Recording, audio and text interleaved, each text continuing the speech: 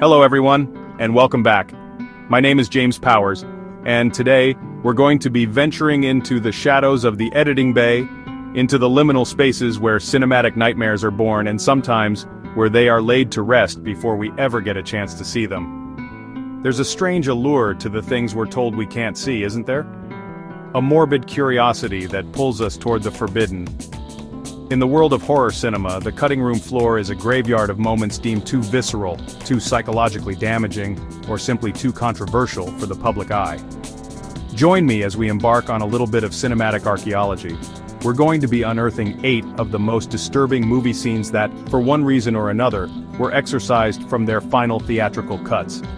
This isn't just about gore or shock value, it's about understanding the fine line filmmakers walk between crafting an effective scare and pushing the audience too far. What makes a scene too much? What does its absence tell us about the film that was ultimately released and about our own boundaries as viewers? The mystery surrounding these lost scenes is often as compelling as the films themselves. They exist as whispers, as legends in forum threads, or as grainy, low-quality extras on a long-forgotten DVD release. We'll be piecing together the evidence, exploring the context, and trying to understand the creative decisions that led to these moments being locked away. So dim the lights, get comfortable, and let's explore the horror that was left behind. Let's start with a classic, a franchise that practically defined the slasher genre of the 80s, Friday the 13th. The second installment is significant for introducing us to the adult, sack-headed Jason Voorhees, setting the template for the hockey mask killer we all know and fear. The film, as released, is a lean, mean, and brutally efficient stalk-and-slash affair. But the original vision was even more savage, particularly in one infamous and now legendary deleted scene. The scene in question involves the characters Jeff and Sandra. In the theatrical cut, we see them discover a dead dog and then get chased by Jason. He impales them both with a single spear, a classic slasher kill that's over in a grim instant. It's effective, but it's also relatively clean, all things considered. It gets the point across. Jason is strong, ruthless, and you don't want to be on the sharp end of his implements. But what we didn't see was the full, unbridled ferocity of the attack. The uncut version, which has since surfaced in varying degrees of quality, is a different beast entirely. It doesn't just show the impalement, it lingers. It shows the spear entering Jeff and then bursting through Sandra's body in graphic, bloody detail. The camera holds on their faces, capturing the agony and the final gurgling moments of life draining from them. It's not just a kill, it's a visceral, almost pornographic depiction of violence that the MPAA, the ratings board in America, simply couldn't stomach. This was the era of the video nasty scare in the UK, and a growing conservative backlash against horror in the US. The MPAA came down hard on director Steve Miner, demanding significant cuts to nearly every single death scene in the film to avoid the dreaded X rating, which was box office poison. The double impalement was the most significant casualty of this censorship. It was a moment designed to showcase Jason's monstrous, inhuman strength in the most gruesome way possible. The removal of this scene, and the trimming of others, arguably changes the film's fundamental DNA. The theatrical cut is scary, but it has a certain rhythm, a kind of slasher movie comfort food quality. It's a roller coaster ride. The uncut version is something far more nihilistic and ugly. It removes the safety net. You're not just watching characters get killed, you're forced to confront the raw, painful reality of their deaths. By sanitizing the violence, the studio and the ratings board created a more palatable product, one that could be marketed to a wider teen audience and spawn a seemingly endless franchise. But in doing so, they blunted the film's edge. The uncut scene reveals a darker, more mean-spirited vision, a film less interested in funhouse scares, and more interested in rubbing the audience's face in the sheer horror of what's happening. It's a fascinating case study in how external pressures can shape a film's identity. Was the final cut better? It was certainly more successful. But for horror purists, the absence of that prolonged, agonizing spear kill represents a compromise, a glimpse of a more transgressive and genuinely unsettling film that was sacrificed at the altar of commercial viability. It was a sign of the times, a battle between artistic intent and moral panic that the artists in this case lost.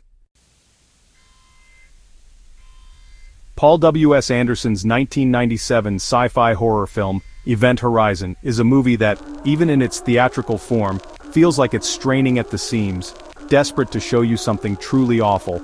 It's a film that has cultivated a massive following over the years, precisely because it hints at a cosmic, Lovecraftian abyss of pain and madness just beyond the frame. But the truth is, the original cut didn't just hint at it, it dragged you kicking and screaming right into the heart of it. The film follows the crew of the rescue vessel Lewis and Clark, sent to investigate the reappearance of the experimental starship, the Event Horizon, which vanished 7 years prior. They soon discover the ship's gravity drive tore a hole in space-time, leading to a dimension of pure chaos and evil, essentially, hell. The film we saw uses quick subliminal flashes of gory imagery to convey the horrors the original crew inflicted upon themselves under this dimension's influence. But these flashes were once full, coherent scenes. The most notorious of these is the Visions of Hell or Blood Orgy sequence. In the final cut, Captain Miller, played by Lawrence Fishburne, sees fragmented, strobe-like images of the previous crew's fate. The original cut, however, contained a much longer, more explicit video log. It showed the Event Horizon's crew in a full-blown frenzy of self-mutilation, cannibalism, and debauchery, pulling out their own entrails, gouging their eyes, and engaging in acts of unspeakable violence upon one another. Test audiences reportedly fainted. Studio executives at Paramount were horrified, not just by the content, but by the potential commercial fallout. The film was already over budget and behind schedule, and the studio demanded Anderson cut the runtime and, more importantly, excise the most extreme gore. Anderson was forced to remove over 30 minutes of footage, much of it containing these deeply disturbing visions that were central to the film's concept of a literal, tangible hell. The problem was, this footage was then improperly stored, and is now considered lost forever. Anderson himself has lamented its disappearance, believing it contained the true, terrifying soul of his film. What we're left with is the ghost of that vision. The quick cuts in the theatrical release are effective in their own right, creating a sense of disorienting psychological terror. They make the horror feel unknowable, a nightmare you can't quite grasp. However, knowing what was removed changes your perception of the film. It's no longer just a psychological horror movie about what might have happened. It's the sanitized aftermath of a full-blown descent into a Boschian hellscape. The removal of the graphic detail arguably makes the film more mysterious, but it also robs it of its most audacious and terrifying statement. That hell is not a metaphor, but a physical place the crew of the Event Horizon had visited and brought back with them. The film's legacy is now one of what if.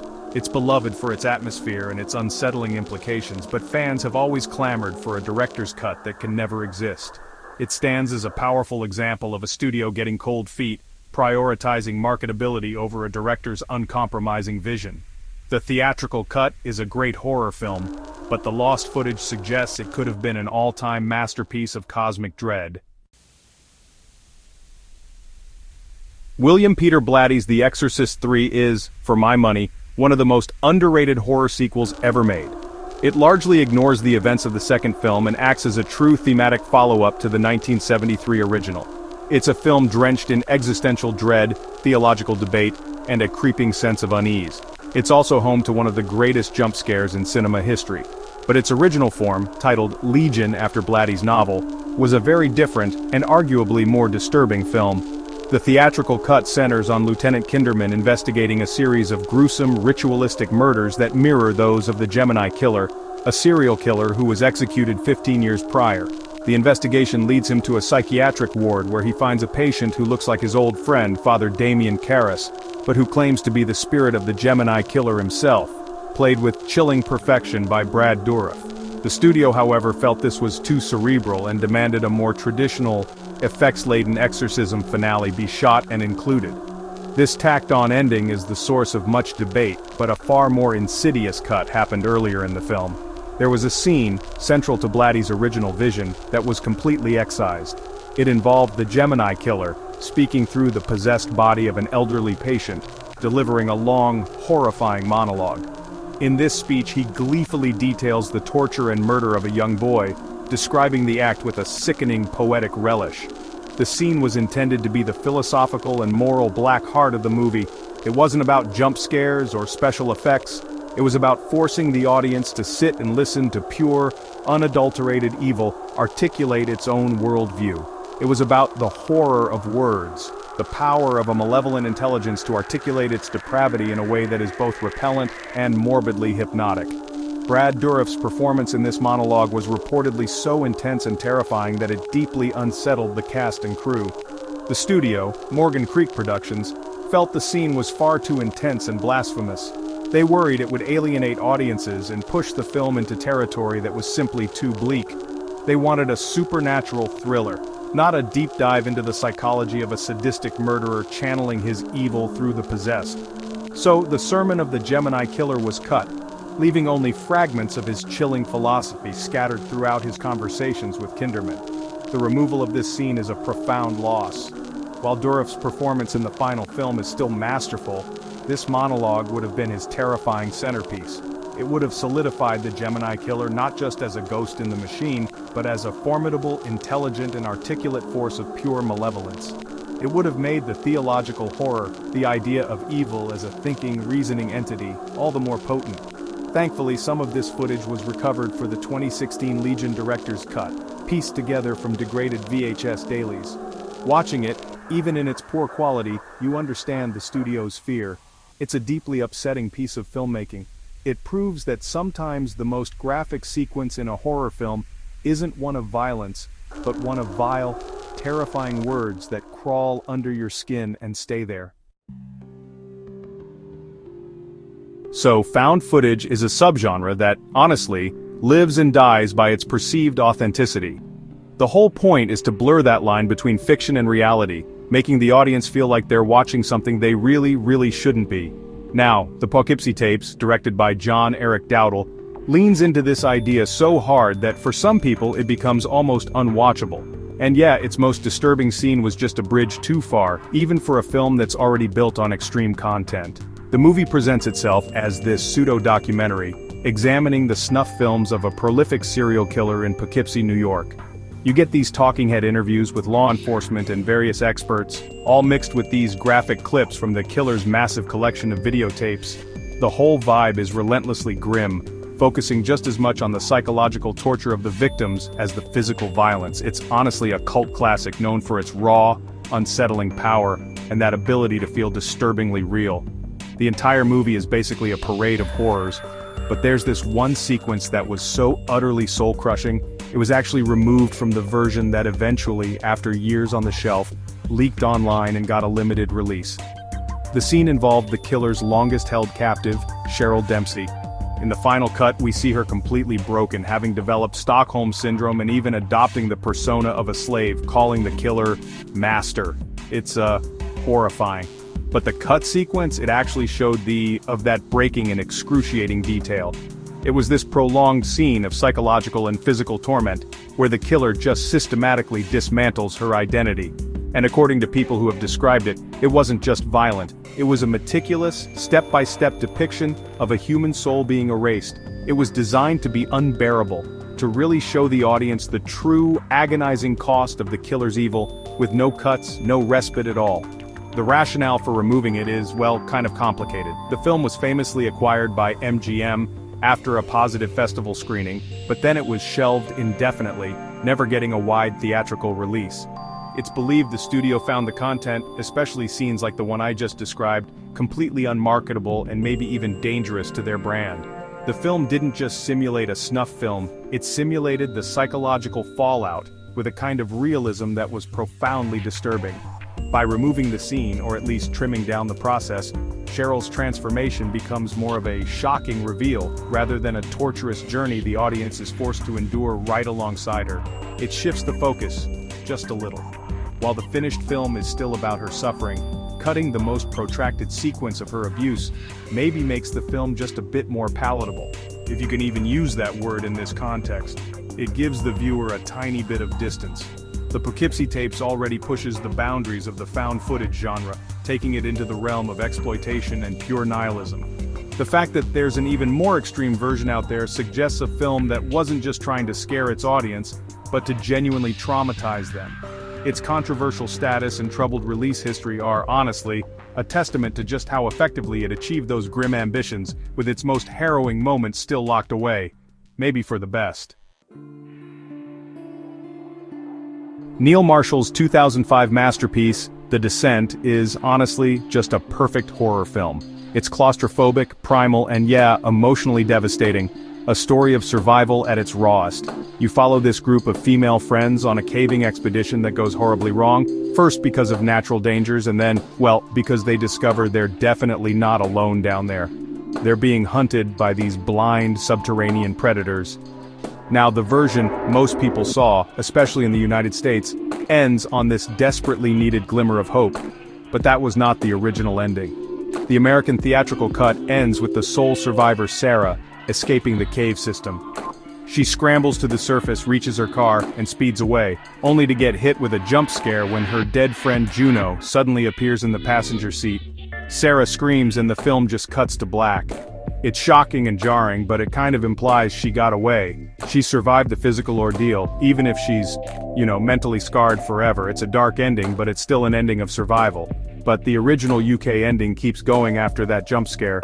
After Sarah screams at the vision of Juno, the camera pulls back and, you realize she never escaped at all. The drive away was just a hallucination, a final, desperate fantasy of her dying mind. We see her still down in the cave, deep underground, staring at a vision of her dead daughter holding a birthday cake. As she smiles, the camera pulls back even further, and you hear the crawlers closing in. Her fate is sealed. There's just no escape. This original ending is pure, soul-crushing nihilism. It takes the film from a brutal survival horror to, like, a full-on Greek tragedy. It basically says there's no hope, no escape from the darkness, both literal and metaphorical. Sarah's entire struggle, all the fighting, the screaming, the killing, it was all for nothing. She's just consumed by the abyss. It's an incredibly brave, bleak, and honestly powerful conclusion that stays true to the film's oppressive tone. The US distributor, Lionsgate Films, felt this ending was just way too much of a downer for American audiences. They figured it would be seen as excessively cruel and would hurt the film's word of mouth, so they tested both endings, and apparently the more hopeful escape ending scored better with test audiences who wanted to see the final girl actually win. For the US release, the last 60 seconds of the film were simply chopped off. This one small change, it completely alters the film's thematic resonance.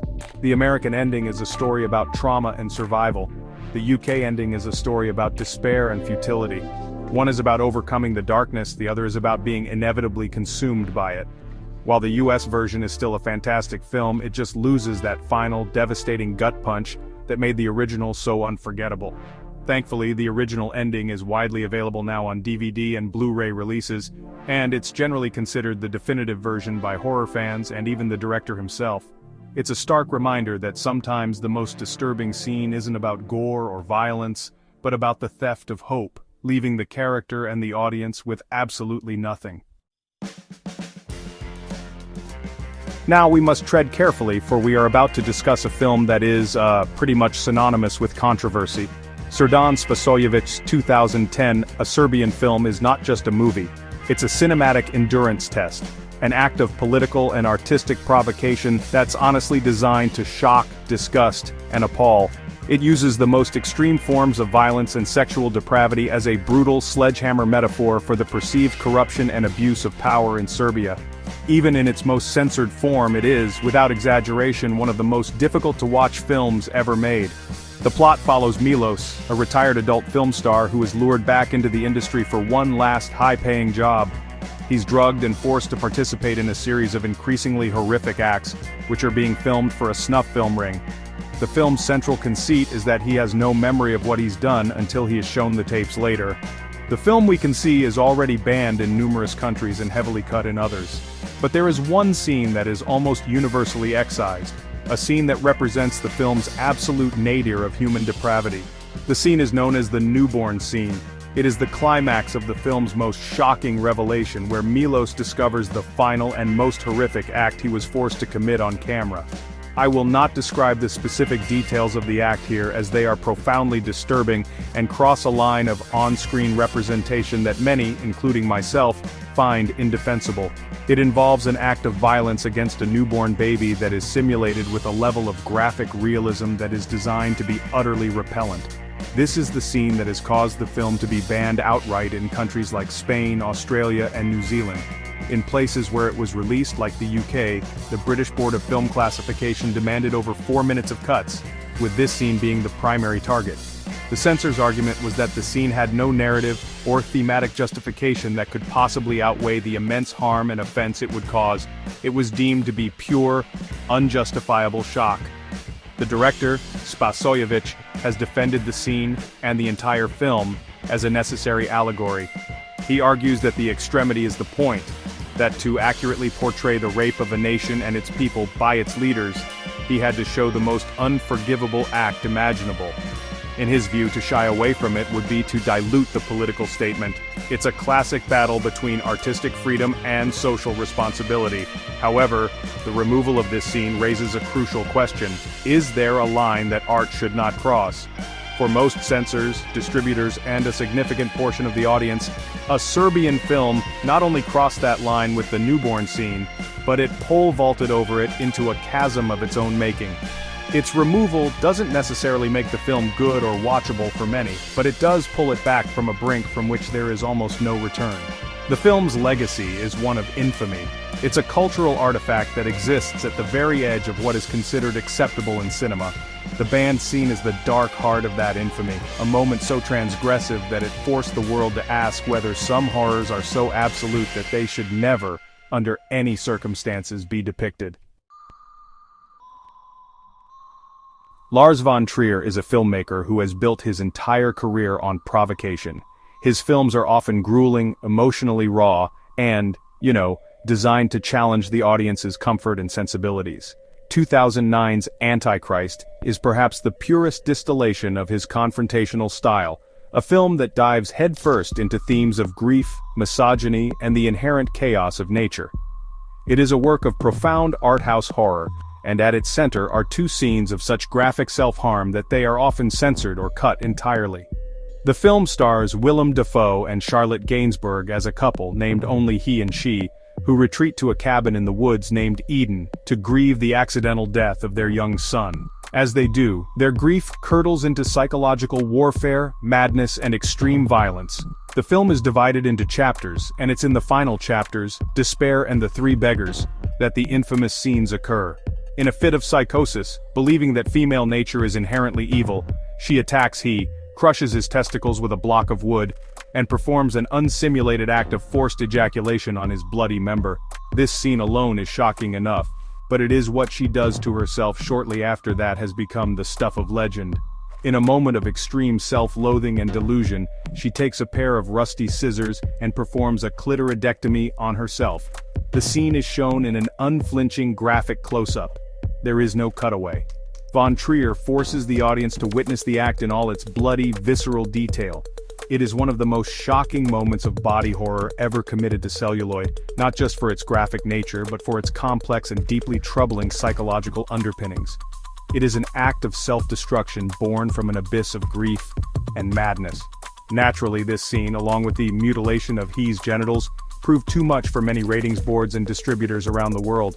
In many countries, the film was released with these shots either heavily obscured by digital blurring or removed entirely. In some cases, the film was simply refused a classification, effectively banning it from theatrical release. The decision to cut it was purely based on its extremity. It was considered too realistically and graphically violent for mainstream consumption. The removal of these moments, however, fundamentally castrates the film, if you'll pardon the pun. Antichrist is a film extremity. It's about pushing grief and psychological pain to their absolute physical limits. The acts of genital mutilation are the horrifying physical manifestations of the character's internal agony. To remove them is to remove the film's thematic climax. It turns a visceral, philosophical statement into a more conventional, though still very strange, psychological thriller. Lars von Trier knew exactly what he was doing. He wanted to create a work of horror that was not entertaining but genuinely upsetting, a film that hurt to watch. The scenes of mutilation are the terrible apotheosis of that goal. They are the point where the psychological horror becomes terrifyingly physical. To censor them is to misunderstand the film's brutal, uncompromising purpose. It's a testament to how body horror can be used not for cheap thrills, but to express the inexpressible pain of the human soul.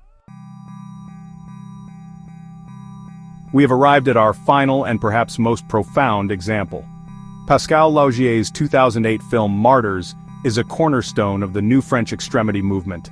a wave of transgressive horror films that sought to push the boundaries of violence and despair.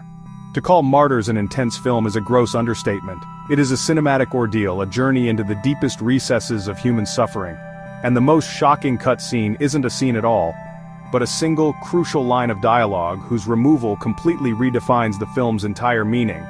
The film follows a young woman named Lucy, who, after escaping a horrific childhood of abuse, seeks revenge on her tormentors, accompanied by her friend Anna.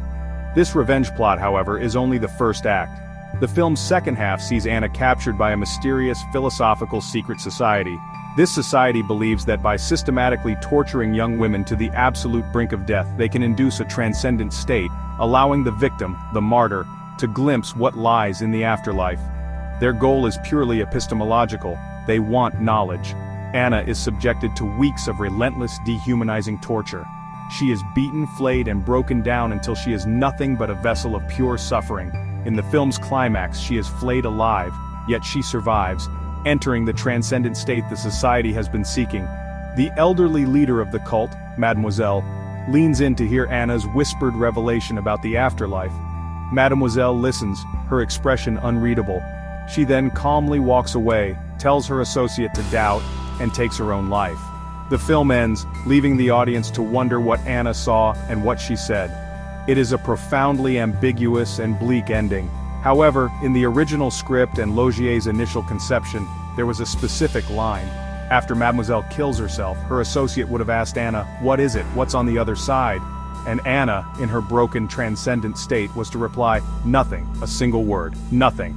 No heaven, no hell, no reincarnation, just an empty, meaningless void. This version was apparently filmed, but Logier made the last-minute decision in the editing room to remove it. The decision to cut this one word is perhaps the most significant creative choice on our entire list. Why remove it? Because Logier realized that nothing was, in its own way, an answer. It provided a form of closure, albeit the most nihilistic closure imaginable. It made the film a definitive statement on the meaninglessness of existence. By removing the line, he transformed the film from a statement into a question. The theatrical ending forces the ambiguity onto the viewer. What could Anna have said that would make Mademoiselle, a woman who has dedicated her life and immense resources to this project, immediately kill herself? Was it something so beautiful she couldn't bear to live in this world anymore? Something so horrifying that oblivion was preferable? Or was it, as the doubt line implies, so incomprehensible that the entire project was rendered meaningless? The ambiguity is the source of its power. It makes the horror philosophical. The cut, nothing ending, would have been shocking in its own right. A final, brutal confirmation of the film's nihilism. It would have made all of Anna's suffering truly, demonstrably, for nothing. It would have been a gut punch, confirming the audience's worst fears. But the final cut is arguably more disturbing because it offers no such certainty. It leaves you in the dark, wrestling with the implications, forcing you to confront the question yourself.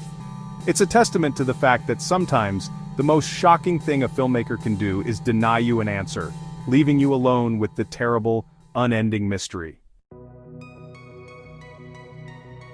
And so our journey through the cinematic graveyard comes to a close.